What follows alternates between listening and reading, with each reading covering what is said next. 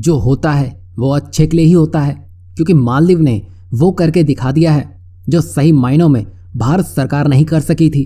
वैसे सरकार करती तो समय लगता, पर मालदीव के फैलाए गए रायते ने इसे इतना जल्दी कर दिया कि कुछ ऐसे प्रोजेक्ट लक्षद्वीप में शुरू होने वाले हैं जो उसकी रूपरेखा बदल कर रख देंगे। दरअसल भारत के एक्सक्लूसिव इकोनॉमिक जोन में जो इलाके पड़ते हैं उनका डेवलप होना भारत के लिए रणनीतिक महत्व रखता है। इससे भारत दुश्मनों की चालों को बेअसर कर सकता है। बता दें कि पिछले 4 से 5 सालों से लक्षद्वीप में नई एयर स्ट्रिप बनाने के लिए खूब तैयारियां चल रही थी, लेकिन ये कभी मुमकिन नहीं हो पाया। ऐसा भारत के लिए जरूरी इसलिए भी था क्योंकि हम लोग यहाँ से हमारे विमानों को टेक ऑफ और लैंडिंग वगैरह करवा सकते थे। इसका इस्तेमाल लोग हवाई अड्डे के तौर पर भी कर सकते थे, जो पर्यटन के क्षेत्र में हमारे लिए उतना ही इम्पोर्टेंट होता। वैसे मालदीव की पिछले 100 दिनों में जो भी हरकतें रही हैं, उसके जवाब में भारत ने कुछ ऐसा काम शुरू कर दिया है जिसमें मालदीव ही नहीं बल्कि चीन तक को रुला दिया है, जिसकी शुरुआत भारत ने फरवरी के बजट से ही कर दी थी, जहां लक्षद्वीप के लिए बड़े डेवलपमेंट प्रोजेक्ट का ऐलान कर दिया था। जहां लक्षद्वीप में अगत्ती एयर स्ट्रिप को डेवलप किया जाएगा,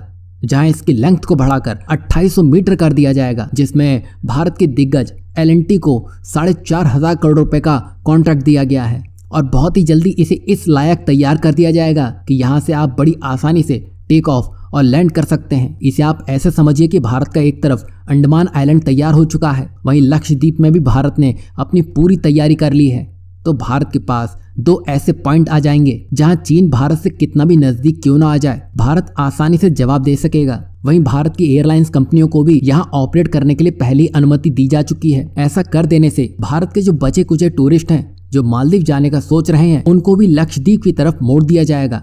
वहीं इसके अलावा मिनिकॉय आइलैंड में भी ग्रीनफील्ड एयरपोर्ट डेवलप करने की तैयारी है और ये मालदीव के बहुत ही पास है। तो चीन मालदीव में कोई भी मिलिट्री मूवमेंट करता है तो भारत उसे पकड़ सकेगा। वहीं टाटा ग्रुप भी सुहेली, मिनिकॉय और कदमत आइलैंड में अपना लग्जरी विला बनाने की तैयारी में है, जहां 100 लग्जरी रूम्स रहने वाले हैं। इसके अलावा भारत सरकार की तरफ से भी स्वदेश दर्शन योजना 2.0 के तहत भी लक्षद्वीप को शामिल किया जा रहा है और ये जितने भी प्रोजेक्ट हैं बनने में ज्यादा समय नहीं लेंगे, जिसका मतलब ये हुआ कि आपको इसके नतीजे भी जल्दी देखने को मिलेंगे। ऐसा होते ही आप चीन मालदीव की शक्ल देखिएगा।